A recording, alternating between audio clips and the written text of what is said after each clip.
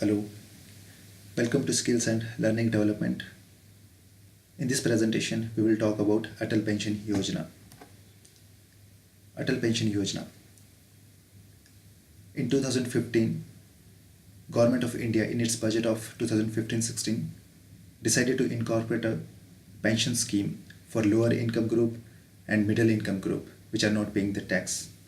The scheme called as Atal Pension Yojana.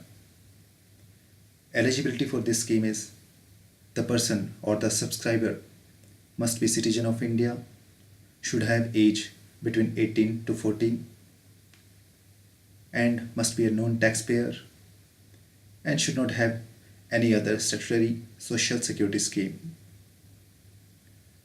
If we talk about features of Atal Pension Yojana, government had decided to pay a minimum guaranteed pension amount started from 1000 to 5000 after crossing the age of 60 to the subscriber. In case of death of subscriber, the pension amount goes to spouse. In case of death of both subscriber and spouse, the accumulated amount which subscriber is submitting with the government up to age of 60, it goes to the nominee or the legal heir. If we talk about contribution and payments, how the one can do the payments, it's an auto-debit from the saving bank accounts, from which account or which bank you are applying for Atal Pension Yojana. In the scheme, you can subscribe based on month, quarterly or half yearly as per your capacity. Advantage here to choose the higher time period, say half yearly or quarterly rather than monthly, is that the amount would be less if you are paying half yearly, then you are paying quarterly, and then you are paying monthly, and the amount you have to pay is till age of 60.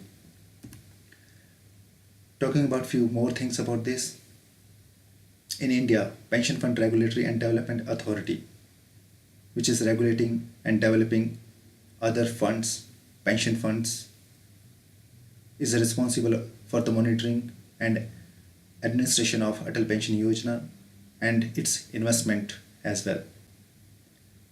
Talking about the agencies which are responsible for the enrollment of subscribers for Atal Pension Yojana, these are banks, banking companies, regional rural banks and cooperative banks, etc. And there are charges and fees and the overdue interest as well in case you have failed to pay the amount which you have subscribed. So which is decided by again the PFRDA in the consultation with the Government of India. It's very minimal, but still the penalties are there. And the investment of contribution, how they invest your amount in the market or in gilts, securities, it's decided by the central government of India, and the authorities responsible for these investments.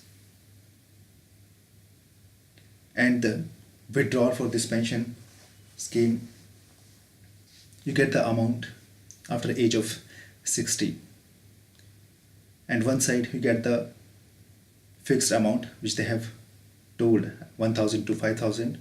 In case if from the investment they are getting more return, then you can get the higher return or the pension amount will be higher. So below chart is showing the contribution, how much you have to contribute to getting the certain amount as a pension. As you can see, for 1000 it is 1.7 lakh rupees, for 2000 it's 3.4 lakh, for 3000 5.1 lakh, for 4000 6.8 lakh, for 5000 8.5 lakhs. So in this buckets you can invest in case if you want 5000 pension amount per month after age of 60. So you have to deposit 8.5 lakh up to age of 60. That get divided as per your age, time, and then you have to pay monthly, quarterly, or half yearly. So this was about Atal Pension Yojana. I hope you like this. We'll keep coming to you with such many videos in future. Thank you.